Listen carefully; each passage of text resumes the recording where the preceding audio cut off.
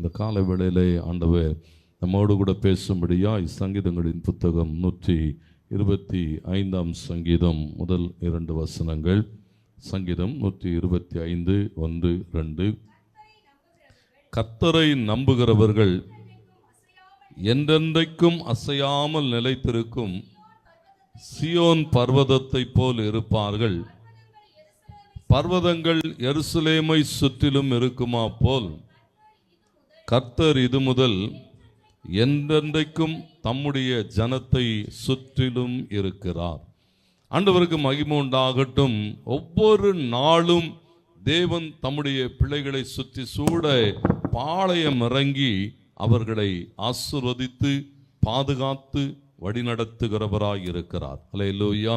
கர்த்தரை நம்பி இருக்கிற தேவ பிள்ளைகள், கர்த்தரை விசுவாசிக்கிற தேவ பிள்ளைகள் வாழ்வில் எத்தனை பெரிய சூழல்கள் வந்தாலும் அத்தனை சூழல்களையும் தாண்டி கர்த்தர் அவர்களை ஜெயிக்க வைக்கிறார். அல்லேலூயா. பாருங்க, வேதாமத்தில் அநேக மக்களுடைய வாழ்விலே இதை பார்க்க முடியும். என்னோடு கூட இந்த காலை வேளையிலே ஒரு மனிதனை தியானிக்க கர்த்தர் நமக்கு உதவி செய்வார். தானியேல் 6ஆம் அதிகாரம் 16வது வசனம். அப்பொழுது ராஜா கட்டளையிட அவர்கள் தானியேலை கொண்டு வந்து அவனை சிங்கங்களின் கெபியிலே போட்டார்கள்.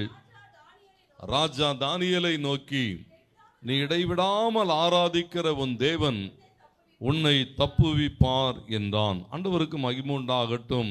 இந்த வேத பகுதி சொல்லுகிறவைகளை சரியாய் நோடு கூட அறிந்து கொள்ளுங்கள்.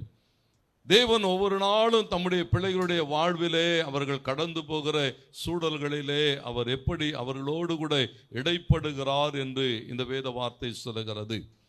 தேவன் தம்முடைய ஜனங்களை நித்தமும் ஆசீர்வதிக்கிறார்.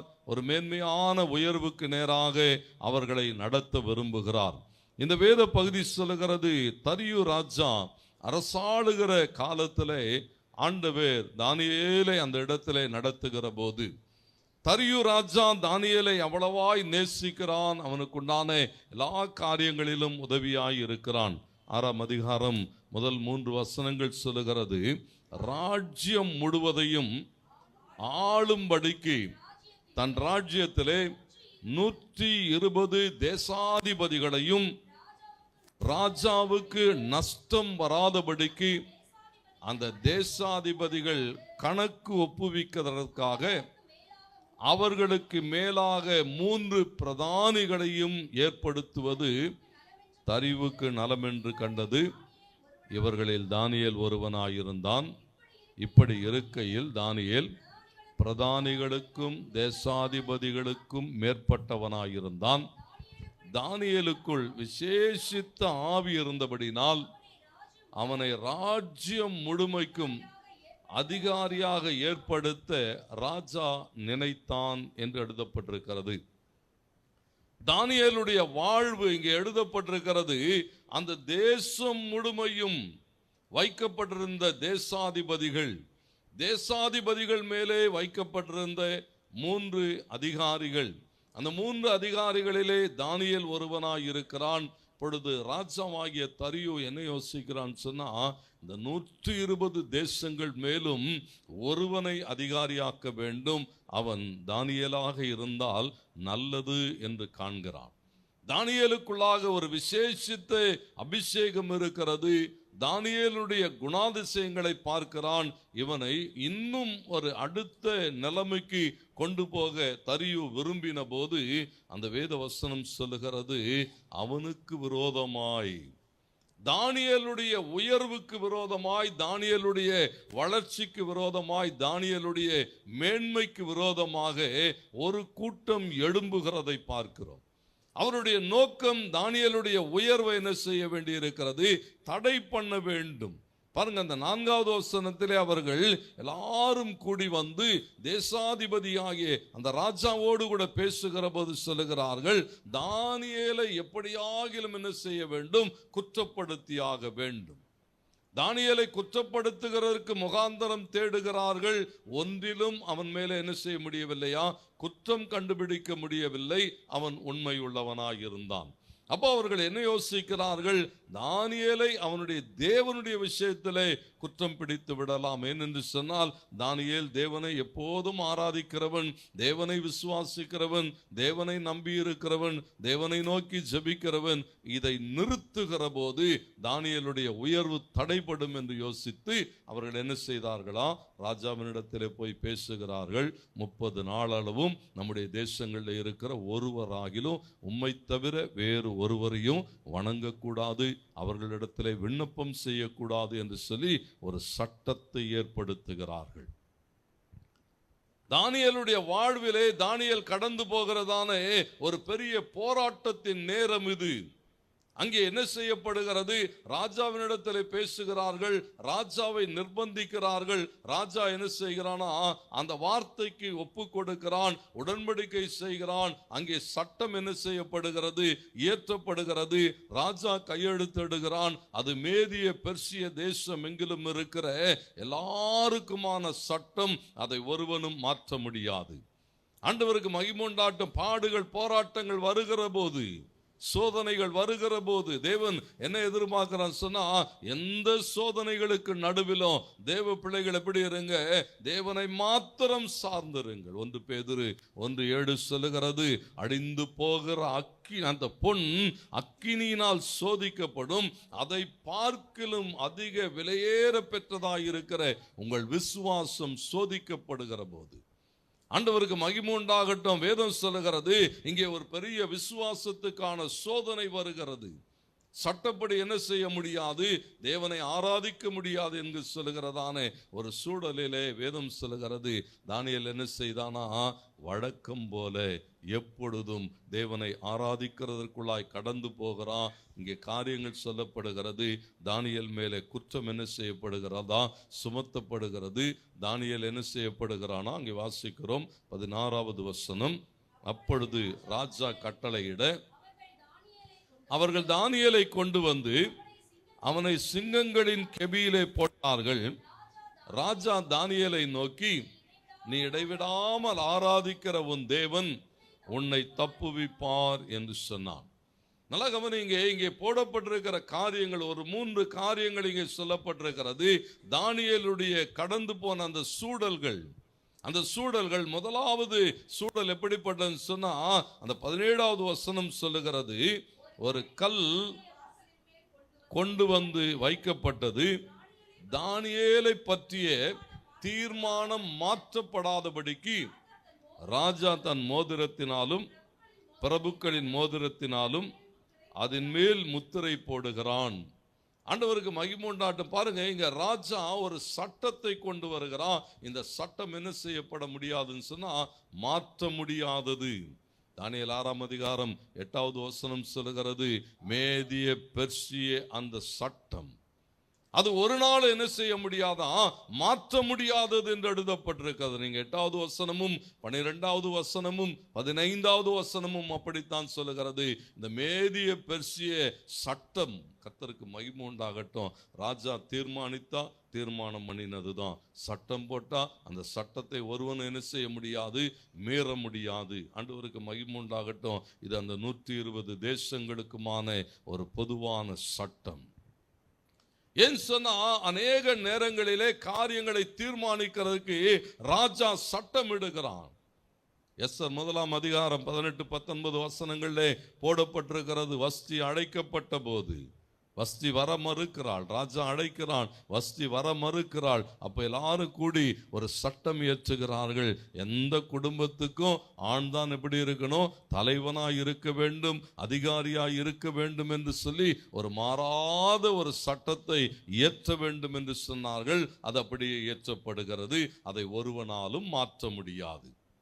ஆண்டவருக்கு மகிமை உண்டாகட்டும். நல்லா கவனிங்க, இந்த எஸ்தர் புத்தகம் முழுவதும் இவைகளை நீங்கள் பார்க்க முடியும். எஸ்தர் 4ஆம் அதிகாரம் 11வது வசனத்திலே எஸ்தர் சொல்லுகிற போது சொல்லுகிறாள், வாசியுங்கள்.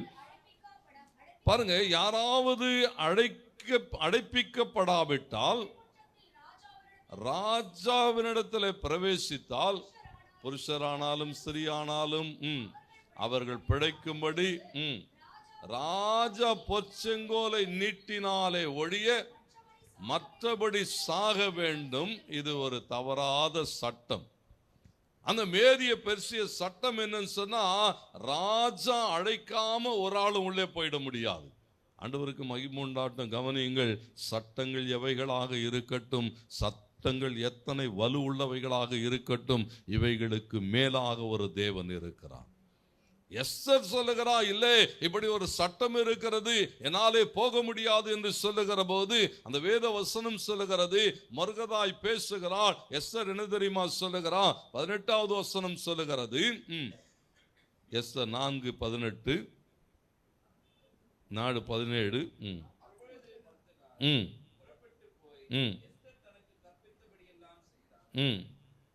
அசிங்க தொடர்ந்து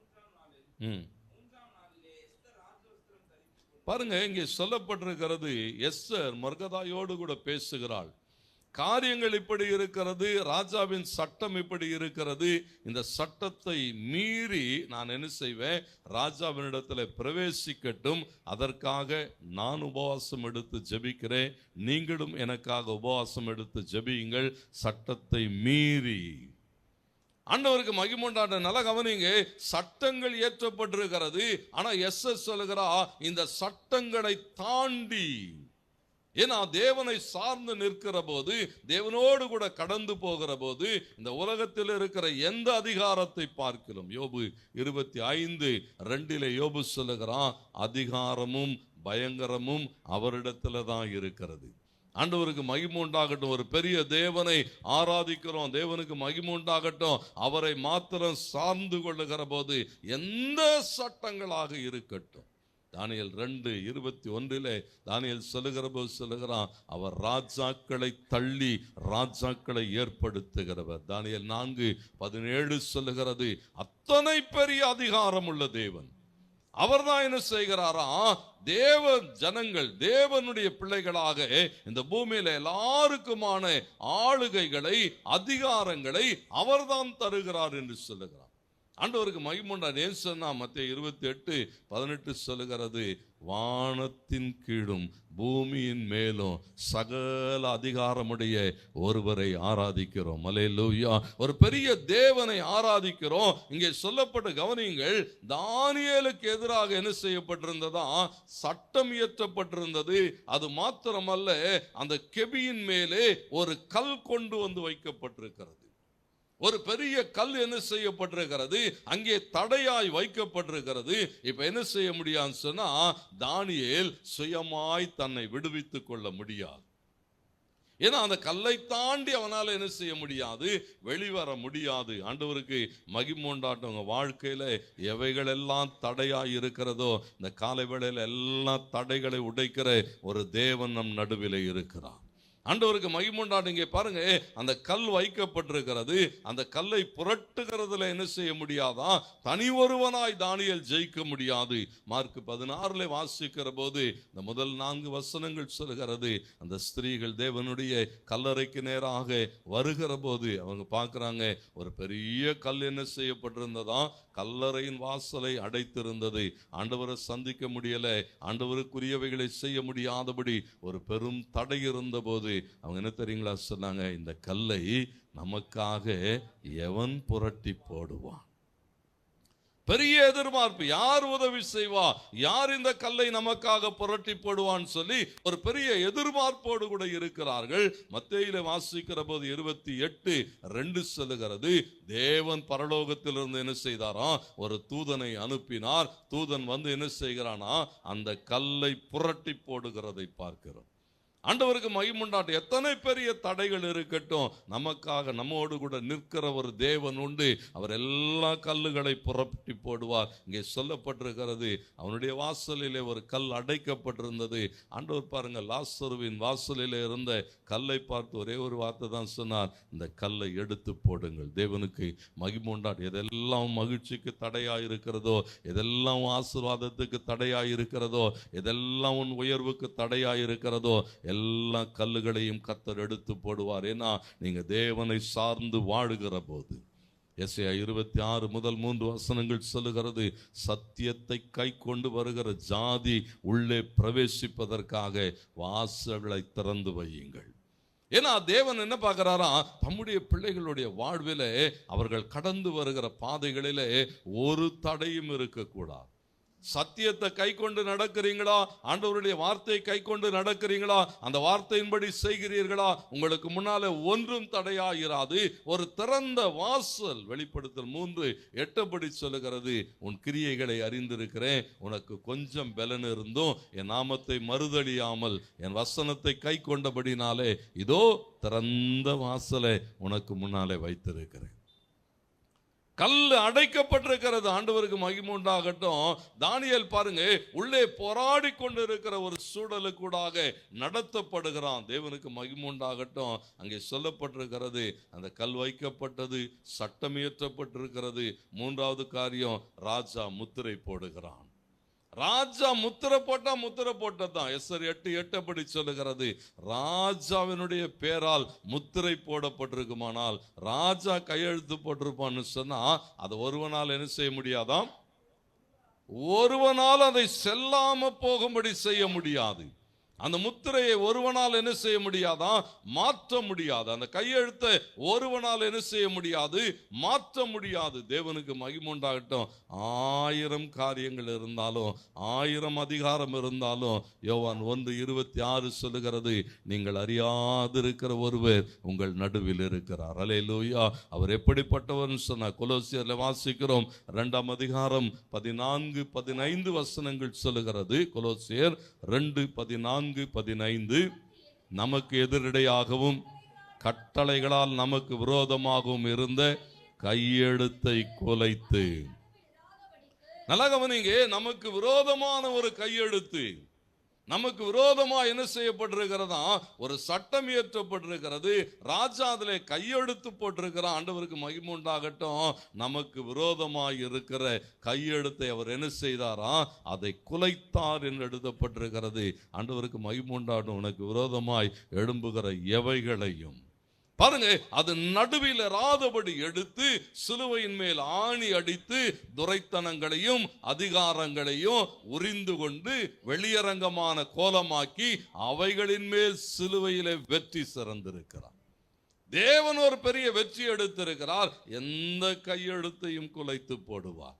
ஆண்டவருக்கு மகிமையுண்டாகட்டும். தம்முடைய பிள்ளைகளுக்கு விரோதமாய் எழுதப்பட்ட அந்த எழுத்தை தேவன் என்ன செய்தாரா, அழித்து போடுகிறதை பார்க்கிறோம். வெளிப்படுத்தல் 5:2 சொல்லுகிறது. அவங்க கேட்கிறாங்க, இந்த முத்திரையை உடைக்கிறதற்கு யார் பாத்திரவான், யார் இந்த முத்திரையை உடைக்க முடியும், யாராலே இதை மாற்ற முடியும் சொன்னா, ராஜா முத்திரையிட்டா அதை ஒருவனாலும் மாற்ற முடியாது. வெளிப்படுத்தல் 5:5 சொல்லுகிறது, யூத ராஜ சிங்கம் ஒருவர் இருக்கிறார். ஆண்டவருக்கு மகிமை உண்டாகட்டும். வாசியுங்கள் 5வது வசனம். அப்பொழுது மூப்பர்களில் ஒருவன் என்னை நோக்கி, நீ அழ வேண்டாம், இதோ யூதா கோத்திரத்து சிங்கம், தாவீதின் வேர், அவர் புஸ்தகத்தை திறக்கவும் முத்திரைகளை உடைக்கவும் பாத்திரர். ஆண்டவருக்கு மகிமை. இயேசு ஜெயம் எடுத்திருக்கிறார், எந்த முத்திரையையும் உடைப்பார். அல்லேலூயா. உனக்கு விரோதமா சீல் வச்சிருக்கிறானா, கர்த்தர் எல்லா சீலை உடைப்பார். உனக்கு விரோதமா கையெழுத்து போட்டிருக்கிறானா, எல்லா கையெழுத்தையும் குலைப்பார். என்று சொன்னா, ஒரு பெரிய தேவன் நம் நடுவில் இருக்கிறார். நீங்கள் அறியாதிருக்கிற ஒருவர் உங்கள் நடுவில் இருக்கிறார். அவர் வல்லமையுள்ளவர். எவைகளை தாண்டி கர்த்தருக்கு மகிமை பாருங்க. ஒவ்வொரு நாளும் தேவ பிள்ளைகள் உபத்திரவத்துக்கூடாக கடந்து போகிற போது கர்த்தர் அவருடைய சுத்தி சூட பாளையம் இறங்கி இருக்கிறாராம். அதுவும் எப்படி பாளையம் இறங்கி இருக்கிறாராம், எருசலேமை சுத்திலும் பர்வதங்கள் சூழ்ந்திருக்கிறது போல. ஒவ்வொரு நாள் அந்த தேவ பிரசன்னம் பாருங்க. ஒரு உபத்திரவ காலம். தேவ பிள்ளைகள் எல்லாம் உபத்திரவப்படுகிறதான ஒரு தேசத்துல நடந்த சம்பவங்கள். ஜனங்கள் அப்படியே உபத்திரவத்துக்குள்ளாக போகிறார்கள். அவர்களை என்ன செய்கிறார்களா, கொன்று குவிக்கும்படி தீர்மானிக்கிற போது ஜனங்கள் அப்படியே சிதறி ஓடுகிறார்கள். தேவ பிள்ளைகள் ஆண்டவருக்கு மகிமுண்டான வனாந்தரங்களிலே, காடுகளிலே, குகைகளிலே போய் என்ன செய்கிறார்கள், உயிர் பிழைக்க ஓடி ஒளிந்து கொண்டார்கள். அப்படி குகைகளிலே ஒளிந்து கொண்டிருக்கிற ஜனங்களை கொல்லும்படி என்ன செய்தார்களா, அந்த போர் வீரர்கள் அப்படியே தேடி வருகிறார்கள். இப்படியாக இவங்களை என்ன செய்யணும், கொன்று போட வேண்டும் என்று சொல்லி அந்த ஒளிந்து கொண்டு இருக்கிற மக்களை தேடி வருகிற போது ஒவ்வொரு இடமா பார்க்கிறான். அந்த ஒரு குகையினிடத்தில் வருகிறார்கள். அங்கே உள்ளே ஏராளமான மக்கள் ஒளிந்திருக்கிறார்கள். ஆனா அந்த குகை வாசல் கிட்ட வருகிற போது அந்த போர் சேவகர்கள் எல்லாம் பார்க்கறாங்க. அந்த குகை எப்படி இருக்குன்னு சொன்னா சிலந்தி வலையினாலே மூடப்பட்டிருக்கிறது. அப்படியே சிலந்தி வலை கட்டி வைத்திருக்கிறது. அதை பார்க்கறான், போர் சேவகர்கள் பார்க்கறான். இது உள்ள போய் தேடுறது வீணான வேலை. ஏன்னு சொன்னா சிலந்தி வலை கட்டி இருக்கிறது.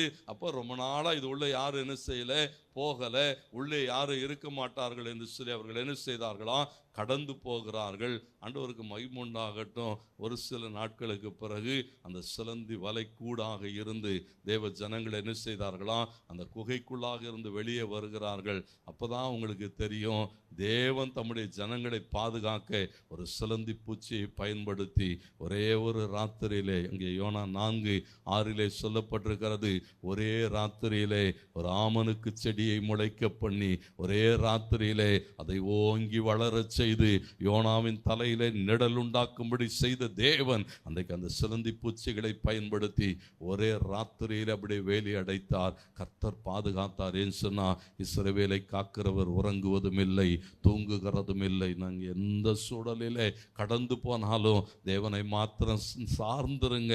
அவர் மகிமையானவைகளை செய்வார், மகத்துவமானவைகளை. ஆண்டவருக்கு மகிமுண்டாடுகை சொல்லப்பட்டிருக்கிறது. ஒரு கல் வைக்கப்பட்டிருக்கிறது, ராஜா கையெழுத்து போட்டிருக்கிறான், முத்திரை போடப்பட்டிருக்கிறது. எல்லாவற்றையும் தாண்டி தேவன் கிரியைகளை நடப்பிக்கிறார். தேவன் பேரிலே விசுவாசமாய் இருக்கிற போது, அங்கே தானியேல் 6:23 ராஜா சொல்லுகிற போது சொல்லுகிறான், தானியேல் தன் தேவன் பேரில் விசுவாசித்திருந்தபடினாலே அவனில் ஒரு சேதமும் காணப்படவில்லை. ஆண்டவருக்கு மகிமை உண்டாகட்டும். ஒரு சேதமும். சத்துரு அநேக நேரங்களில் பாருங்களேன், நம்முடைய வாழ்வை குலைக்கிறதுக்கு 1000 முயற்சிகளை செய்யலாம். ஆனா நீங்க தேவன் பேரிலே விசுவாசம் வைக்கிற போது ஆண்டவருக்கு மகிமை உண்டாகட்டும். அந்த வேத பகுதி சொல்லுகிறது, தேவன் அவர்களை பாதுகாக்கிறார். 1 பேதுரு 5:8-9 சொல்லுகிறது, தெளிந்த புத்தி உள்ளவர்களாக இருங்கள். ஏன்னா பிசாசு என்ன செய்கிறானா, யாரை விடுங்கலாமோ என்று ஒவ்வொரு நாளும் வகை தேடி கர்ஜிக்கிற சிங்கம் போல என்ன செய்கிறானா, சுற்றி திரிந்து கொண்டு இருக்கிறான். ஆண்டவருக்கு மகிமை உண்டாகட்டும். வேதம் சொல்லுகிறது, விசுவாசத்தில் உறுதியாயிருந்து அவனுக்கு எதிர்த்து நில்லுங்கள். எபிரேயர் 11:33 சொல்லுகிறது, அவர்கள் விசுவாசத்தினாலே அக்கினியின் உக்கிரத்தை வைத்தார்கள், ராஜ்யங்களை ஜெயித்தார்கள், சிங்கங்களின் வாய்களை கட்டினார்கள். ஆண்டவர் இன்னைக்கு அதை தான் எதிர்பார்க்கிறார். தேவனுக்கு மகிமை உண்டாட்டம். ராஜ்யங்களை ஜெயித்தார்கள் போட்டிருக்கு. ஒரே ஒரு விசுவாசம் தான். கர்த்தருக்கு மகிமை உண்டாகட்டும். நீதியை நடப்பித்தார்கள், வாக்குத்தத்தங்களை பெற்றார்கள், சிங்கங்களின் வாய்களை அடைத்தார்கள். தானியேலின் விசுவாசம் பாருங்க, சிங்கங்களின் வாய்களை மாத்திரமல்ல, அவனுக்கு விரோதமாய் பேசினவர்களின் வாய்களையும் அடைத்தது. ராஜா வந்து பேசுகிறான், தேவனுக்கு மகிமை உண்டாட்டு. பாருங்க, கல்லை வைத்தவன், கையெழுத்து போட்டவன், முத்திரை போட்டவன் இப்ப என்ன செய்கிறான் சொன்ன, அவன் தான் சொல்றான், இந்த கல்லெல்லாம் எடுத்து போடுங்க. கர்த்தருக்கு மகிமை உண்டாட்டவன் சொல்லித்தான் ஆகணும், இல்லைன்னா கர்த்தர் சொல்ல வைப்பார். ஆமென், அல்லேலூயா. ஏன்னா முத்திரையை உடைக்கிறான், அவன் தான் உடைக்கிறான். ஏன்னா தேவன் அவைகளை செய்கிறார்.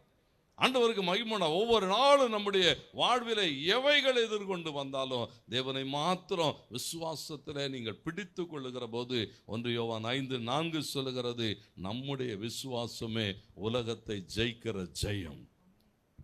தேவ பிள்ளைகளாக நீங்க விசுவாசத்திலே கடந்து போகிற போது எந்த சூழலையும் தாண்டி தானியேலை காப்பாற்றின தேவன். பாருங்க, அங்க ராஜா வந்து தானியேல் கிட்ட சொல்றான், தானியேலே, தேவனுடைய தாசனே, நீ இடைவிடாமல் ஆராதிக்கிற உன் தேவன் உன்னை தப்புவிக்கிறதுக்கு வல்லவராய் இருந்தாரா? அவன் சொல்றான், ஆம் ராஜாவே. அவர் எப்படி இருந்தாரு பாருங்களேன். 2 பேரோட கான்வர்சேஷன் எப்படி இருக்குன்னா, ஒருத்தன் எங்க இருக்கிறான்னா, சிங்கத்துக்கு நடுவில் தான் இன்னும் கிடக்கிறான்.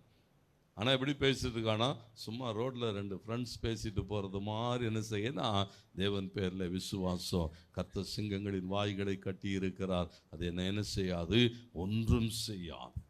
ஆண்டவருக்கு மகிமை. நல்ல கவனிங்க, இந்த அதிகாரம் சொல்லி தருகிறதான அநேக காரியங்களை நாம் சரியாய் உணர்ந்து கொள்ளுகிற போது தானியேலுடைய வாழ்விலே தேவன் இவ்வளோ காரியங்களை செய்கிறார், அற்புதங்களை செய்கிறார். இதே தேவனைத்தான் நீங்களும் நானும் ஆராதிக்கிறோம். அந்த தேவன் நம்முடைய வாழ்வில் என்ன செய்வாரா? அதே அற்புதங்களை செய்வார். கர்த்தருக்கு மகிமை உண்டாகட்டும். ஒன்று, சூழல்களை சரியாய் உணர்ந்து கொள்ளுங்கள். இந்த தானியேலின் 6ஆம் அதிகாரம் கற்றுக் கொடுக்கிற அநேக பாடங்கள் கர்த்தருக்கு மகிமை உண்டாகட்டும்.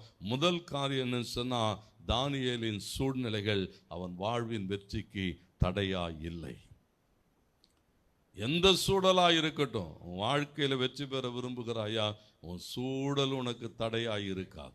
தேவனுக்கு மகிமை. தானியேலுடைய வாழ்வில சூழல்கள் எல்லாம் எப்படியா இருக்கிறது?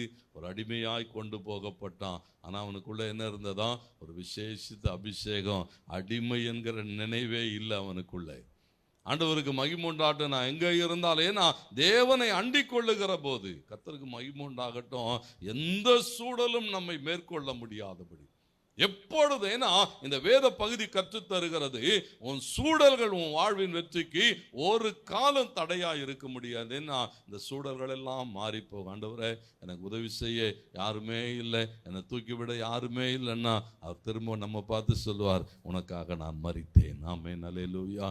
அவர் நமக்காக காரியமாற்றுகிற தேவன். நான் தனியா இருக்கிறேன், ஒன்றும் இல்லாமல் இருக்கிறேன், உதவி இல்லாமல் இருக்கிறேன்னா அவர் சொல்வார், நான் உன்னை விட்டு விலகுவதும் இல்லை, உன்னை கைவிடுவதும் இல்லை. ஏன் சொன்னா, அந்த தேவனை சார்ந்து கொள்ளுகிற போது எந்த சூழலாக இருக்கட்டும், ஆண்டவருக்கு மகிமை உண்டாகட்டும். நெருக்கமான காலங்களாக இருக்கலாம், உபத்திரவத்தின் காலங்களாக இருக்கலாம், பாடுகளின் காலங்களாக இருக்கலாம். ஆனா இந்த சூழல்களை தாண்டி ஜெயிக்கிறதுக்கு தேவன் என்ன செய்கிறாரா? தம்முடைய பிள்ளைகளுக்கு கிருபை செய்கிறார். ஆகையினால ஒருபோதும் என்ன செய்யாதீங்க, சூழல்களை காரணம் சொல்லாதிருங்கள். சூழல்கள் மேலே கர்த்தர் நமக்கு அதிகாரம் தந்திருக்கிறார். வேதம் படித்தான் சொல்லுகிறது, நீங்கள் காற்றையும் காண மாட்டீர்கள், மழையையும் பார்க்க மாட்டீர்கள், ஆனாலும் நீங்களும் உங்கள் மிருக ஜீவன்களும் குடிக்கத்தக்கதாய் இந்த பள்ளத்தாக்குகள் எல்லாம் தண்ணீராலே நிரப்பப்படும் என்று கர்த்தர் சொன்னார், கர்த்தர் செய்தார். அல்லேலூயா. அப்போ ஒவ்வொரு நாளும் கவனியுங்கள். இங்கே 2வது காரியம், தானியேலுடைய இந்த பகுதி கற்றுத்தருகிற 2வது காரியம் என்ன சொன்னா,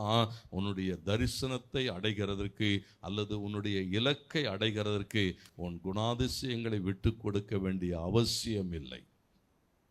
இன்னைக்கு ஆட்கள் என்ன யோசிக்கிறாங்கன்னு சொன்னா, எப்படி ஆகிலும் மேலே வரணும், பெரிய இடத்துக்கு போகணும்னு சொன்னால் கொஞ்சம் அட்ஜஸ்ட் பண்ணிக்கிட்டு நம்முடைய கேரக்டரை கொஞ்சம் மாற்றிக்கிட்டு நம்முடைய குணாதிசயங்களை கொஞ்சம் விட்டு கொடுத்துட்டு எப்படி ஆகிலும் என்ன செய்யலாம், முன்னால் வந்துடலாம். கர்த்தருக்கு மகிமை உண்டாகட்டும். தானியேலை பொறுத்த வரைக்கும் நோ காம்ப்ரமைஸ். கேரக்டரில் அவன் என்ன செய்யலாம் பாருங்க, நம்முடைய குணாதிசயங்களை மாற்றிக்கொள்ள வேண்டிய அவசியம் இல்லை. ராஜாவினுடைய போஜனம் வருகிறது, ஒரு பெரிய சாப்பாடு, கர்த்தருக்கு மகிமை உண்டாகட்டும், எல்லாம் இருக்குது. அங்கே என்ன இருந்ததா? சகல விதமான போஜனம் இருக்கிறது. தானியேல் சொல்லுகிறான், இல்லை, இது நமக்கு சரிப்பட்டு வராது. ஏன்னா நம்முடைய குணாதிசயங்களை நாம் சரியாய் பற்றி கொள்ளுகிற போது ஆண்டவருக்கு மகிமை உண்டாகட்டும். தானியேலுடைய தன்மை என்னன்னு சொன்னா, உண்மையுள்ளவன். அதை தாண்டி என்னால் வர முடியாது, நான் தேவனுடைய பிள்ளை, இதை தாண்டி வர முடியாது, இங்கே கொஞ்சம் அங்கே கொஞ்சம் அட்ஜஸ்ட் பண்ணின்னு என்னால் போக முடியாது. ஆண்டவர் என்னை அழைத்திருப்பார்னு சொன்னால் அந்த அழைப்பிலே மாத்திரம் நான் ஓடுவேன். யோசேப்பு அப்படித்தான் ஓடுகிறான். என்னால் என்ன செய்ய முடியாது. நீங்கள் அதே 39 போய் வாசித்து கொள்ளுங்கள். என்னால் என்ன செய்ய முடியாதுன்னு சொன்னால், இப்படியெல்லாம் அட்ஜஸ்ட் பண்ணி எல்லாம் ஓட முடியாது. நான் ஆண்டவருடைய பிள்ளை. ஏன்னு சொன்னால், சூழல்கள் உங்களுடைய காரியங்களுக்கு ஒரு தடையாக இருக்கிறது இல்லை. காரியங்களை வெற்றி பெறுகிறதுக்கு குணாதிசயங்களை மாற்றிக்கொள்ள வேண்டிய அவசியம் இல்லை. தானியேல் தன்னுடைய குணாதிசயத்தில் இருக்கிறான். இதுதான், இப்படித்தான் நான் சாப்பிடுவேன், இப்படித்தான் வாழ்வேன், இப்படித்தான் நடப்பேன், இதுதான் என்னுடைய முறை, இப்படித்தான் ஆராதிப்பேன், இப்படி ஒன்றையும் மாற்றிக்க மாட்டேன். ஏன்னு சொன்னால், நான் தேவனுடைய பிள்ளை, தேவனை பிரியப்படுத்துவது மாத்திரம்தான் என் நோக்கம். நீங்கள் அவருக்கு மாத்திரம் உண்மையாக இருந்தீங்கன்னா எந்த சூழலை தாண்டி கர்த்தர் உங்களை ஜெயிக்க வைப்பார். அது மாத்திரம் அல்ல, பாருங்க, இங்கே 3வது காரியம் சொல்லப்பட்டிருக்கிறது. எப்பெல்லாம் நீங்கள் வெற்றிப்படியை தொடுகிறீர்களோ, எப்பொழுதெல்லாம் அந்த உயர்வினுடைய உச்சத்தை நெருங்குகிறீர்களோ, அப்பொழுதெல்லாம் சத்ரு உங்களுக்கு விரோதமாய் எழும்பி வருவான் என்பதை ஒருபோதும் மறந்து போகாதிருங்கள். எதிர்ப்பு வரும், எதிர்ப்பு என்ன செய்யும்? வரும். நம்ம ஒன்றும் போராடிட்டு இருந்தால் ஒரு ஆளும் நம்மளை கண்டுக்க மாட்டான் பாருங்க. நீங்கள் போராடிட்டு இருங்க, கஷ்டப்பட்டுட்டு இருங்க, யாரும் என்னன்னு கூட என்ன செய்ய மாட்டான், கேட்க மாட்டான். அது வரைக்கும் என்ன வராது, பொறாமை வராது, எரிச்சல் வராது, எதிராக பேச மாட்டான், ஒன்றும் செய்ய மாட்டான். நீங்கள் ஒரு நல்ல காரை வாங்கிட்டு அப்படி வந்தீங்கன்னா முதல் பார்க்கும்போது என்ன செய்வான், இவங்களுக்கெல்லாம் எங்கேருந்து தான் வருதுன்னு தெரியாது. அடுத்து பார்த்தீங்கன்னா அடுத்து அடுத்து அடுத்து என்ன செய்வான். ஏன்னா இன்னைக்கு பாருங்க சத்துரு. அப்போ வேதம் என்ன சொல்லுது சொன்னா, எதிரிகள் வருவார்கள், எதிர்ப்பு வரும், பொறாமை வரும். நீங்கள் என்ன செய்யணும் சொன்னா, இவைகளுக்கு நடுவிலே தேவனை சார்ந்து கொள், மாம்சத்தை சார்ந்து கொள்ளாதே. நமக்கு அப்படியே கோபம் வரும் பாருங்க. நான் யார் தெரியுமா, இன்னைக்கு இப்படி இருக்கிறேன், இன்னைக்கு அப்படியே அந்த மாம்சம் பட்டுன்னு வெளியே வரும். நான் மாத்திரம் பழைய ஆள் மாதிரி இருந்தேன்னா நடக்கிறதே இல்லை. சொல்கிறார், அமைதலாயிருங்க. யோபு 17:3 சொல்லப்பட்டு யோபு சொல்கிறான், ஆண்டவரே என் காரியத்தெல்லாம் உங்கள் மேலே போட்டுக்கோங்க, எனக்காக நீங்கள் பிணைப்படுங்க, நான் ஒன்றும் செய்கிற மாதிரி இல்லை. அது சொல்கிறேன், நான் ஒன்றும் என்ன செய்கிற மாதிரி இல்லை, இந்த பிரச்சனைகள் பாடுகளுக்கூடாக நான் ஒன்றும் செய்கிறதாக இல்லை. ஆண்டவரே என் காரியத்தை எல்லாம் மேலே போட்டுக்கொள்ளும், எனக்காக நீர் பிணைப்படும். எத்தனை எதிரி வரட்டும், எத்தனை போராட்டங்கள் வரட்டும், எத்தனை காரியங்கள் வரட்டும், நாம் என்ன செய்ய வேண்டி இருக்கிறதா, அமைதலோடு கூட தேவனை சார்ந்து கடந்து போங்க. ஏன்னு சொன்னால் உங்களுடைய ஒவ்வொரு வெற்றியின் போதும் சத்துருக்கள் எழும்புவார்கள், பொறாமை வரும், எரிச்சல் வரும். பாருங்க, இதுவரைக்கும் சும்மா தான் இருந்தார்கள். தானியேல் 6:3 சொல்லுது, அது வரைக்கும் சும்மா தான் இருந்தான். ராஜா இவனை 120 தேசத்துக்கும் அதிகாரி ஆக்கணும்னு நினைச்ச உடனே இவங்களால் என்ன செய்ய முடியலையா, பொறுக்க முடியல. நம்ம கூடவே இருந்தான், நம்ம கூட தான் வாழ்ந்தான், அடிமையாக வந்திருக்கிறான். இவனுக்கு வந்த வாழ்வு விடக்கூடாது. என்ன செய்யக்கூடாது, விடக்கூடாது. ஒன்றுக்கும் கவலைப்படாதுருங்க. 1000 பேர் 1000 காரியங்களை சொல்லட்டும், ஒன்றுமில்லாத இருந்த இவன் இப்படி போகிறதா என்று சொல்லி நமக்கு விரோதமாக எழும்புகிற போதெல்லாம் அமைதலாக இருங்க, கர்த்தர் பார்த்து கொள்ளுவா. 4வது அங்கே சொல்லப்பட்டிருக்கிறது, எதிர்ப்புகளும் எதிரிகளும் வருகிற போது இவைகளை வீழ்த்துகிறதுக்கான ஒரே ஒரு ஆயுதம், சரியான ஆயுதம் என்னன்னு சொன்னா ஜெப வாழ்வு. தானியேல் அதை தான் செய்தான். ஜெபம் பண்ணான், ஜெபம் பண்ணிட்டு இருந்தான், ஜபித்து கொண்டே இருந்தான். ஏன் சொன்னா கர்த்தரை மாத்திரம் சார்ந்து வாழ்கிற போது. யோனா 2:2 அப்படி சொல்லுகிறது. யோனா நெருக்கத்தில் தான் இருந்தான், பாடுகளில் தான் இருந்தான். ஆனாலும் அவைகளுக்கு நடுவில் கர்த்தரை நோக்கி கூப்பிட்டான். ஏன்னா தேவனை நோக்கி கூப்பிடுகிற அனுபவம். சங்கீதம் 55:2 அப்படி சொல்லுகிறது. நெருக்கத்தில் தான் இருந்தான், பாடுகளில் தான் இருந்தான், ஆனால் என்ன செய்கிறானா, தேவனை நோக்கி கூப்பிடுகிறான். ஜெபிக்கிற வாழ்வு கர்த்தருக்கு மகிமை உண்டாகட்டும். என்ன செய்யும் சொன்னா, உன் எதிர்ப்புகளையும் எதிரிகளையும் ஒன்றுமில்லாமல் போக பண்ணும். எஸ்ஸர் அப்படி தான் ஜெபம் பண்ண. நான் 3 நாள் ஜெபம் பண்ணுறேன், நீங்களும் ஜெபம் பண்ணுங்க. தடையை மீறி என்ன செய்வேன், ராஜாவினிடத்தில் பிரவேசிப்பேன். சட்டம் இப்படி தான் சொல்லுது, பிரவேசித்தா கொல்லப்படுவார்கள். ஆண்டவருக்கு மகிமை உண்டாகட்டும். ஜெபம் பண்ணி பிரவேசிக்கிறா, ராஜா பொற்செங்கோலை நீட்டினான். ஆமென், அல்லேலூயா. ஏன்னா தேவன் நமக்காய் காரியம் மாற்றுவார். பாருங்க, இங்கே சொல்லப்படும் எந்த சூழலிலும் என்ன செய்யுங்க, இந்த ஜெப வாழ்வை விடாதிருங்கள். ஜெபம் பண்ணிட்டே இரு. ஒவ்வொரு நாளும் என்ன செய்ய, ஜெபித்து கொண்டே இருங்கள். கர்த்தர் என்ன செய்வாரா, மகிமையானவைகளை செய்வார். அது மாத்திரம் அல்ல, எல்லா சூழல்களுக்கு நடுவிலும் மனுஷர்களை அல்ல, தேவனை மாத்திரம் நம்பி இருங்கள். தானியேல் 6:00 தான் சொல்லுது. ராஜா ஃப்ரெண்டு தான் பாருங்க. தரியு யாரு, ரொம்ப ஃப்ரெண்டு, ரொம்ப அவனுக்கும் ரொம்ப நெருக்கம். ஆண்டவருக்கு மகிமை உண்டாகட்டும் சொன்னா அவ்வளோ அன்பு. தானியேல் மேல் அவ்வளோ நேசனா, அவனை போல ஒரு உண்மை உள்ளவன் அவன் பார்க்கல. அவ்வளவா நேசிக்கிறான், எல்லாம் செய்கிறான். ஆனாலும் என்ன செய்கிறதா, ராஜா உதவி செய்ய முடியாத நேரங்கள் வரும். ஆட்கள் அல்ல. 2 சாமுவேல் 22:3 சொல்லுகிறது. அவன் சொல்லுகிறான், நான் தேவனை நம்பி இருக்கிறேன், அவர் தான் எனக்கு. வாசிங்கள் 22:3. தேவன் நான் நம்பி இருக்கிற துருக்கமும் என் கேடகமும் என் ரட்சணிய கொம்பும் என் உயர்ந்த அடைக்கலமும் என் புகலிடமும் என் ரட்சகருமானவர், என்னை வல்லடிக்கு நீங்களாக்கி ரட்சிக்கிறவர் அவரே. அல்லேலூயா. ஒரே ஒரு நம்பிக்கை. மனுஷர்கள் அதிகாரம் இருக்கிறது, ஆளுகை இருக்கிறது, எல்லாம் சரிதான். ஆனா தானியேல் புத்தகம் என்ன கற்றுக் கொடுக்குன்னு சொன்னா, தானியேல் தரியுவை நம்பி இல்லை. ஆண்டவருக்கு மகிமுண்டா, அவன் அதிகாரத்தை நம்பி இல்லை, அவன் ஆளுகையை நம்பி இல்லை. ஆண்டவருக்கு மகிமுண்டா தேவனை நம்பி. எஸ்ஐயா 31:1 வாசிக்கிற போது அங்கே போடப்பட்டிருக்கிறது, சகாயம் அடையும்படி கர்த்தரை தேடாமல். பாருங்களேன், ஆட்கள் என்ன செய்யறாங்கன்னா, ஒரு உதவி பிரச்சனைகள் வருகிற போது தேவனை தேடாமல், வாசியுங்கள், நோக்காமல், கர்த்தரை தேடாமல் எகிப்துக்கு போய் குதிரைகளின் மேல் நம்பிக்கை வைத்து ரதங்கள் அநேகமாயிருப்பதினால் அவைகளை நாடி குதிரை வீரர் மகா பலசாலிகளாய் இருப்பதினால் அவர்களை நம்பிக்கொண்டிருக்கிறவர்களுக்கு ஐயோன்னு போட்டு. யாரை நம்பாத? இவெல்லாம் உதவி செய்வான், அவெல்லாம் பார்த்துப்பான், அவெல்லாம் தாங்குவான். இல்லை இல்லை இல்லை, கர்த்தர் ஒருவரே நம்மை நடத்துவான். கர்த்தரை நம்பியிரு. ஆண்டவருக்கு மகிமை உண்டாட்டும். குதிரை வீரர்கள் பெரிய பலசாலிகள் தான், ரதங்கள் உண்டு, ராணுவம் உண்டு, எல்லாம் நல்லது. ஆனால் அவைகளை பார்க்கலும் ஒரு பெரிய தேவன் என்னோடு கூட இருக்கிறார். எரேமியா 17 முழுவதும் நீங்க வாசிச்சு பாருங்க. 5வது வசனத்தில் அப்படித்தான் சொல்லுகிறான், யாரை நம்பி இருக்கிறாய். 5வது வசனம், 7வது வசனம், 13வது வசனம் சொல்லுகிறது, மனுஷன் மேல நம்பிக்கை வைக்காம கர்த்தரை நம்பியிரு, கர்த்தர் உன்னை நடத்தி கொண்டு போவார். இந்த தானியேல் 6ஆம் அதிகாரம் நமக்கு அதைத்தான் சொல்லுகிறது. கர்த்தரை நம்பி இருக்கிற மனுஷன், ஏன்னா தேவனை நம்பி இருக்கிறான். ஆண்டவருக்கு மகிமை உண்டாட்டும். கர்த்தர் என்னை நடத்துவார், கர்த்தர் எங்களை விடுவிப்பார், கர்த்தர் எங்களை பாதுகாத்து கொள்ளுவார். கர்த்தருக்கு மகிமை உண்டாகட்டும். 6வது காரியமாய் அங்கே தானியேல் 6 வாசிக்கிற போது சொல்லப்பட்டிருக்கிறது, இந்த உலகத்தில் இருக்கிறதுல மிகவும் மிகவும் மிகவும் பாதுகாப்பான ஒரு இடம் எதுன்னு சொன்னா, தேவ சித்தத்துக்குள் இருப்பது. தேவ சித்தத்துக்குள் இருக்கிறது போல ஒரு பெரிய பாதுகாப்பான இடம் வேற எங்கேயும் இல்லை. ஆண்டவருடைய சித்தத்துக்குள்ளாக, நீங்க தேவனுடைய சித்தத்தின் மையத்தில் இருக்கிற போது எதுவும் உங்களை ஒன்றும் செய்து விட முடியாது. ஆண்டவருக்கு மகிமை உண்டாகட்டும். ஒரு விசை சிங்கம் வந்தது, ஒரு விசை கரடி வந்தது, பெலிஸ்தன் வருகிறான், கோலியாத் வருகிறான், யாரும் ஒன்றும் செய்ய முடியாதுன்னு சொன்னா, தாவீது எங்கே இருந்தானா? தேவனுடைய சித்தத்தின் மையத்தில் நிறுத்தப்பட்டிருந்தான். அவன் மேல் ஒரு அபிஷேகம் ஊற்றப்பட்டிருந்தது. சமஸ்த இஸ்ரவேலை ஆளும்படி கர்த்தராலே தெரிந்து கொள்ளப்பட்டவனாக இருந்தான். அப்போ அவனை என்ன செய்ய முடியாதுன்னு சொன்னா, தேவ சித்தத்தை தாண்டி ஒன்றும் தொட்டுவிட முடியாது. அதுதான் பாதுகாப்பீங்க. பாருங்க, எத்தனை பெரிய நன்மைகள் பெற்றவன் தான் அந்த தரியூர் ராஜா.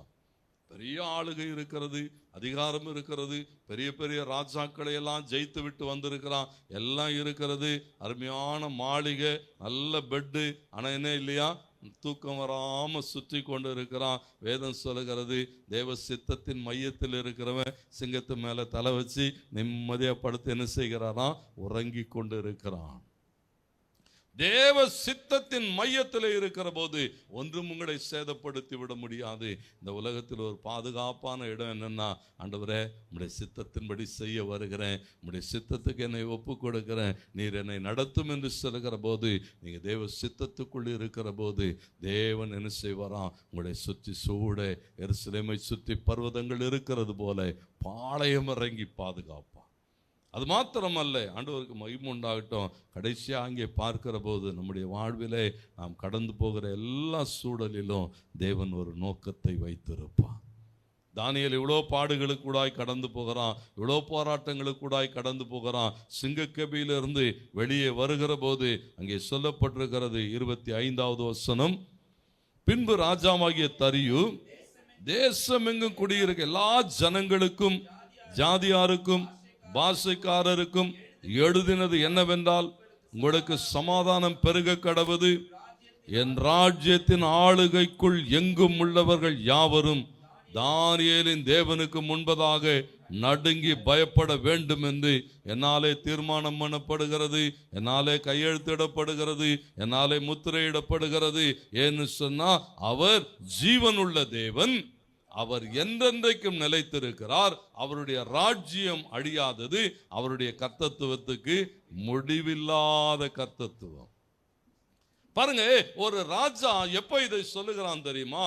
தானியேல் பாடுகளுக்குள்ளாய் கடந்து போகிற போது, தானியேல் சிங்கக்கெபிக்குள்ளாக இறங்குகிற போது.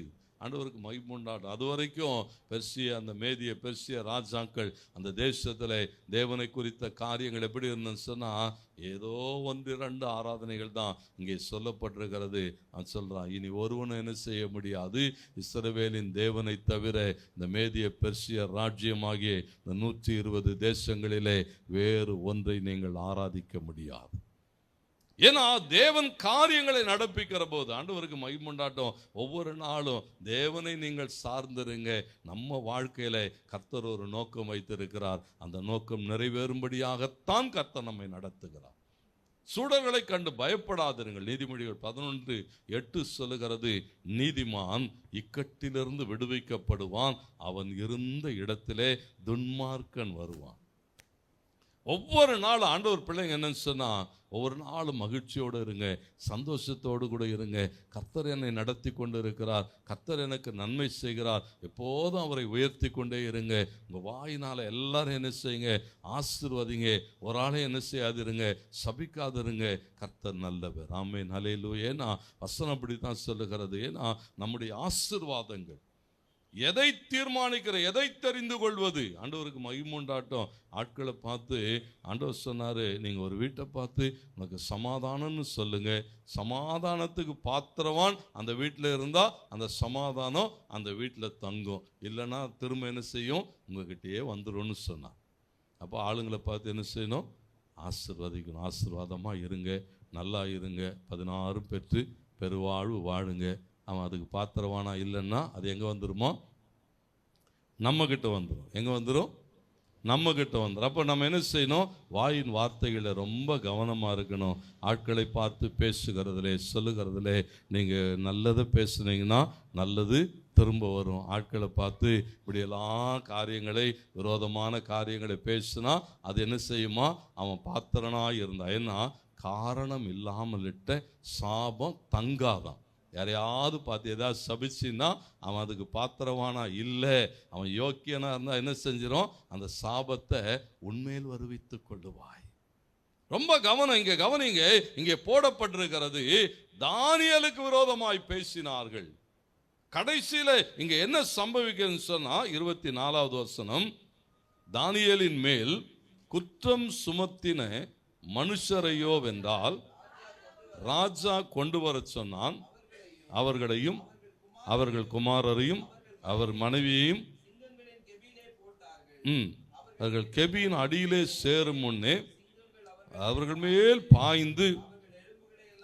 பாருங்களேன், இங்க தேவ மனுஷன், தானியேலை பொறுத்த வரைக்கும் தேவ மனுஷன், தேவனோடு கூட பேசுகிறவன். அவனுக்கு விரோதமாக என்ன செய்தார்களாம், பேசின ஆட்கள்.